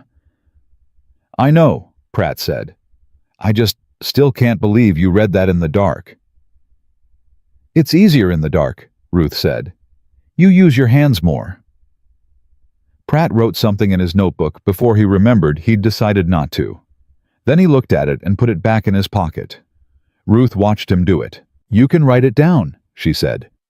"If you're going to write about what happened." "I am going to write about it," Pratt said carefully. "When the trials are finished, your parents' names are going to be in the record. People are going to know what your father did." Ruth looked at the table for a moment. Then she looked up. "Make sure they know about Mama too," she said. She went to Dr. Finch with those documents, knowing what might happen. That was brave. That should be in the record. Pratt looked at her for a moment. "It will be," he said. "I promise." Ruth nodded. One nod. Filed and accepted. Fletcher Boone and James Aree came to Cheyenne in the 3rd week, brought in by 2 of Aldis's deputies with the careful handling of men who were afraid and doing something brave anyway. Elias met them in the hallway outside the federal proceedings room. Boone was a large man who carried his fear in his hands, which he kept moving without purpose, gripping and releasing the brim of his hat. Aree was smaller and went very still when he was frightened, which Elias recognized. "You don't have to do anything except say what you saw," Elias told them. "Tom Calloway already built the case. What you have is corroboration. You're not carrying this alone." Boone looked at him. "We were there," he said. "We saw the supports go. They didn't fail on their own. Somebody cut them. Halfway through clean on the load-bearing side so they'd hold until the shift started and then give under the weight." His voice had the texture of something that had been kept under pressure for months and was only now being allowed to move. Tom Calloway walked into that shaft because he trusted that it was safe, because it was a county mine and he had no reason to think the county would kill him. He stopped. He had 2 little girls at home. He told me about them, said Ruth could already read sign better than most grown men. Elias stood in that hallway with Boone's grief pressing against the air between them, and thought about Ruth at 4 years old, reading canyon walls in the dark, and navigating by landmarks her father had taught her, and carrying the weight of knowing something terrible for months without letting it crush her. "She can," Elias said. "She's remarkable." "Tom would have been so proud of her," Boone said. His voice broke on the last word, and didn't recover immediately. He stood there with his hat in his hands and let it be broken. "I'm sorry I didn't come forward sooner. I was scared of Drummond. I was scared of what he'd do to my family." "You're here now," Elias said. "Tom built something that could wait for you. He understood that fear was real. He planned for it." He paused. "Go in there and say what you saw. That's all." They went in. They said what they saw. Aldous took their testimony with the focused attention he gave to everything, and afterward he came out to where Elias was waiting and said, "That's the last piece. The case is complete." Drummond's trial took 6 days. Elias attended all of them because Aldous had asked him to, and because he wanted to see it through with his own eyes, rather than hearing about it secondhand. Drummond sat at the defendant's table with the same composed attention he'd worn on that Redstone Street, the same careful calibration of expression. But the room had the documents and the testimony and the specific weight of federal proceedings behind it. And composure without a foundation was just a man sitting quietly while the walls came down around him. He was found guilty on 7 counts, Beaumont on 4. Crane on 2, reduced in exchange for full cooperation, which was the kind of compromise that satisfied nobody entirely, and served the outcome practically. And Elias had been in the justice system long enough to understand the difference between perfect and sufficient. The day the verdict was read, Elias went back to the boarding house and found Ruth and Abby in the yard behind Mrs. Alcott's kitchen, where they had apparently decided that the flower bed along the south wall needed attention, and had spent the afternoon doing something constructive about it. Ruth was on her knees in the dirt with a stick she'd sharpened into something resembling a tool. Abby was bringing her things in the methodical way she had small contributions made with large seriousness. "Well," Ruth said without looking up from the dirt. "Guilty," Elias said. Ruth sat back on her heels. She looked at the turned earth in front of her. She looked at it for a long time without saying anything, and Elias stood behind her and let her have the silence, because some things needed to be met quietly before they could be spoken. "Will he go to prison?" Abby asked. "For a long time," Elias said. Abby put down the small stones she'd been collecting and stood up straight and looked at Elias with those light eyes that had seen too much and were slowly day by day beginning to look like the eyes of a child again. "Good," she said. Simple and complete. The way she said things when the thing itself was simple and complete. Ruth turned around. Her face had the look it got when she was containing something too large for her expression to hold comfortably. Her chin was at the high angle. Her jaw was set. Her eyes were bright in a way they didn't usually get. "Papa knew it would work," she said. "He said if the truth has enough roads to travel, it gets where it's going. He said that to Mama once when she was scared." She paused. "I didn't know what it meant then. I was too small." "You know now," Elias said. "Yes," Ruth said. "I know now." She turned back to the flower bed and went back to work, and Elias sat down on the step beside the door and watched her, and after a while Abby came and sat beside him with her shoulder against his arm, the way she did matter-of-fact and permanent. They went back to Redstone in October. Not permanently, not yet, but because there was business that required their presence, and because Aldous said it was safe now, and because Elias had learned slowly that some things needed to be faced rather than moved away from. The town looked the same and felt entirely different, the way places feel when the invisible structure underneath them has changed. Drummond was gone. His deputies had scattered when the federal warrants came through. The man who'd been watching the Calloway house, the man in the brown coat, had been identified in federal proceedings and was awaiting his own charges in a Cheyenne cell. The territorial government men were in various stages of legal process that would take years, and would, Aldous had said, with the measured certainty of a man who had done this before, eventually arrive where they needed to arrive. Mags Dowell was at her laundry when Elias came through the door with the girls behind him. She looked up from the washboard and looked at Ruth and Abby for a long moment, and then she set down the shirt she was working on and came around from behind the counter and crouched down in front of them without saying anything, just looking at them, the way a woman looks at people she's been afraid for and is now allowed to stop being afraid for. "You're all right," she said finally. Not a question. "We're all right," Ruth said. Mags looked at them both.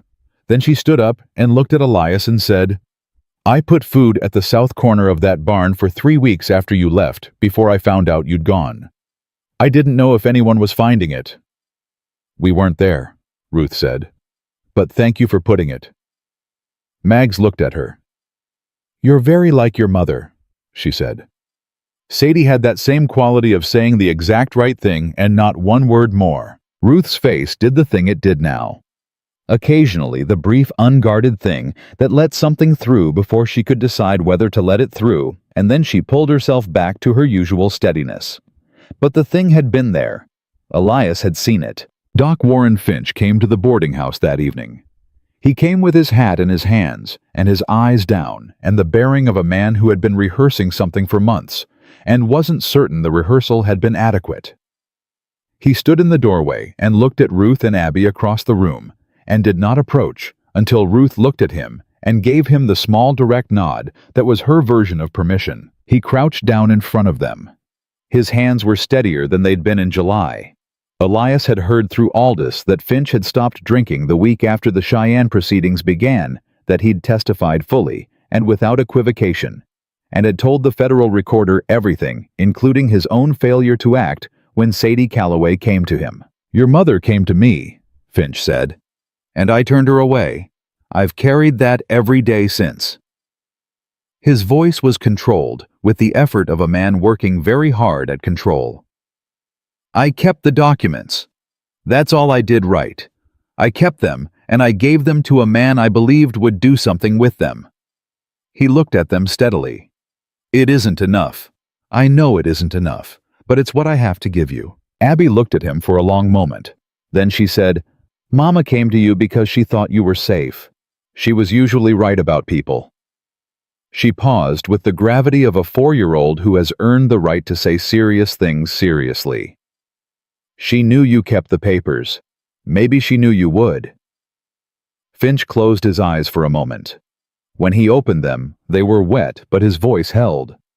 "Maybe she did," he said. "I think she did," Abby said, with the finality of someone issuing a verdict they intended to stand by. Finch put his hat back on when he stood. He shook Elias's hand with a grip that was firm, now the grip of a man who had found his way back to something. "Whatever you need in this town," he said. "Whatever those girls need, you come to me." "I will," Elias said. And he meant it. The Calloway property was formally restored in November through the federal land proceedings that Aldous had initiated as part of the broader case. There was no one to return it to in the immediate sense. Tom and Sadie were gone, and their girls were 4 years old. But the restoration mattered because the record mattered, because having the truth in writing in a federal courthouse was the kind of thing Tom Calloway had understood was worth dying for, even when it cost everything. Elias filed papers of guardianship in Cheyenne that same month through channels that Aldous helped him navigate with the efficient kindness of a man who understood that the right paperwork in the right order could accomplish what good intentions alone could not. The process was not complicated given the circumstances. There was no one contesting it. There was no family to consult.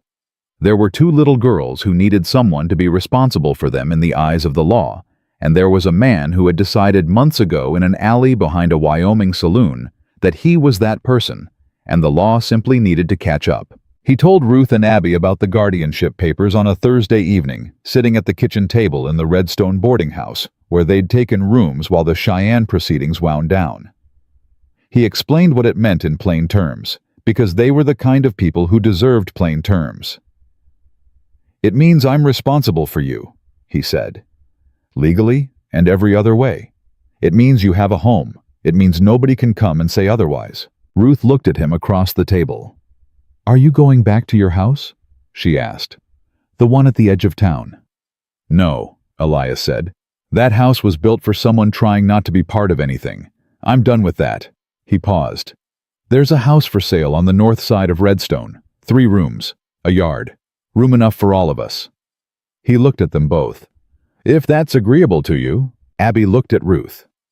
Ruth looked at Abby. The fast, complete exchange passed between them, that wordless twin language that Elias had long since stopped trying to read and had simply learned to respect. Then Ruth looked at him. Does the yard get sun? She asked. South-facing, Elias said. Most of the day. Ruth considered this with the seriousness it warranted. We could put in a garden, she said. We could, Elias agreed. Mama grew things, Abby said. She said it the way she said things about her parents, now not with the careful protective flatness of the first months, but with the openness of someone who has learned that the people you love don't disappear when you say their names. She grew roses. She said they were hard, but worth it. We could grow roses, Elias said. Abby looked at him with the full direct attention that was her particular gift. You don't know how to grow roses, she said. No, Elias said, but I know how to learn. Abby smiled.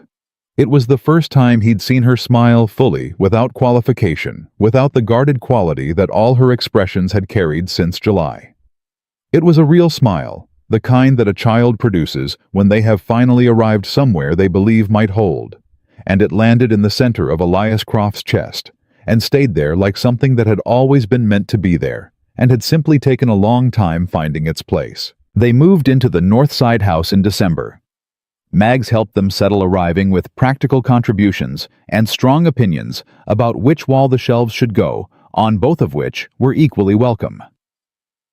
Finch came by with a bottle of good medicine for Elias's knees, which had been complaining about the November cold, and stayed for supper, because Abby asked him to, and because a man who has decided to be different than he was needs practice being different with people who will allow it. Pratt came through in January, with advance pages from the Cheyenne Territorial Gazette.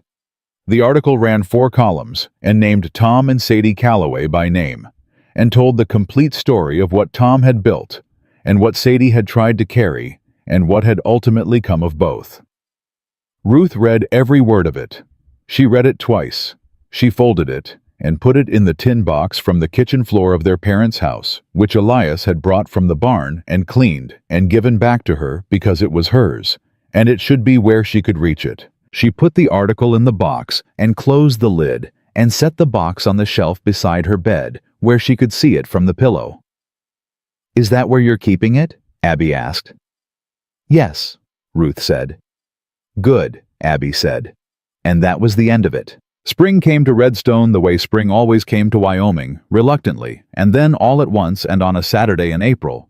Elias was in the yard of the North Side house, turning soil for the garden bed along the south wall, when Ruth came and stood beside him, with a small bundle wrapped in cloth. What's that? He asked. Rose cuttings, Ruth said. Mags had them. She said they came from Mama's original plant. She took a cutting before the house burned. She held the bundle with both hands carefully. She's been keeping them for 2 years. Elias straightened up. He looked at the bundle in Ruth's hands, at the small wrapped cuttings that had come from Sadie Calloway's roses that had survived the fire and the winter and 2 years of waiting, because a woman who ran a laundry had understood that some things were worth keeping even when you didn't know yet what they were being kept for. Ruth looked up at him. Will you help me put them in? She asked. And it was the first time she had asked him for help with something that wasn't urgent. The first time she had asked, not out of necessity, but out of wanting, out of the simple desire to do something with another person, because doing it together was better than doing it alone. Yes, Elias said. He took the bundle from her carefully and began to unwrap it. I'll help you. They worked together in the April sun. Elias turning the soil deep, the way Mags had told him roses needed, and Ruth placing each cutting with the precision she applied to everything, and Abby sat on the porch step and watched, and offered opinions that nobody had asked for. which was increasingly her nature now that she had enough safety in the world around her to have opinions at all. "That one's crooked," Abby said. "It's not crooked," Ruth said. "It's a little crooked." Ruth looked at it. She adjusted it with 2 fingers. "Fine," she said. "You should always listen to me," Abby said. "I have good eyes." "You have opinions," Ruth said. "It's not the same thing." Elias pressed soil around the base of the last cutting with both hands and sat back and looked at the row of them along the south wall, small and provisional in the turned earth. Nothing to look at yet, just potential waiting for time and water, and the particular stubbornness of things that have been planted by people who intend them to grow. Ruth looked at them beside him. Her face was quiet and full in the way it got now sometimes when she let herself have something without immediately assessing it for risk. "They'll grow," she said. "They will," Elias said. "They'll need time. First year they just establish roots. You might not see much." "That's all right," Ruth said. "I know how to wait." He looked at her. This child who had waded through a Wyoming summer in an abandoned barn, and waded through a canyon with men behind her, and waded through 4 months of federal proceedings with a patience that would have broken most adults, and who was now crouched in a garden in the April sun, prepared to wait for roses to decide they were ready. She turned and looked at him, and in her eyes there was something he hadn't seen there before. Not the measuring quality, not the careful assessment, not the guarded watching that had been her primary mode of engaging with the world since May. Something simpler and harder to name. Something that lived in the same neighborhood as peace that hadn't arrived fully yet, but had sent word ahead that it was coming. "Elias," she said. "Ruth," he said. She looked at the roses for a moment. Then she looked back at him. "Thank you," she said. Plain and without ornamentation, the way she said the things that mattered most, because she had learned from her mother that the truest things didn't need decoration. He put his hand on the top of her head gently, the way you touch something you intend to take care of for as long as you are able. "Thank you," he said back. And he meant every syllable of it for the button on the crate and the stone on his table and the small hand reaching up for his in the dark on the road back from the Calloway house, for being found by 2 little girls who needed someone, and choosing him with the terrifying and absolute confidence of children who had run out of other options and had decided against every reason the world had given them to trust again. Abby came off the porch step and walked across the yard and sat down in the dirt beside them, without any apparent concern for her dress, and the 3 of them sat together in the April sun beside Sadie Calloway's roses, and the town of Redstone went about its Saturday business around them, and somewhere in a Cheyenne federal courthouse, the last of the proceedings were winding toward their conclusions, and somewhere in the turned earth of a Wyoming garden, roots were taking hold in the dark, beneath the surface, doing the slow and necessary work that comes before anything worth keeping ever shows itself to the world. Some things once planted in good ground by honest hands do not let go. And Elias Croft, who had spent 5 years trying to need nothing and risk nothing and feel nothing, sat in the dirt with 2 little girls who had eaten from garbage pails and survived a canyon and carried their parents' truth across 60 miles of hostile country, and understood with the full and final clarity of a man who has stopped running from what he knows to be real, that the walls he had built to protect himself had only ever kept out the one thing that could have saved him. And now that thing was here sitting in the dirt beside him with soil on her dress and opinions about crooked rose cuttings, and he was never going to be foolish enough to build those walls again.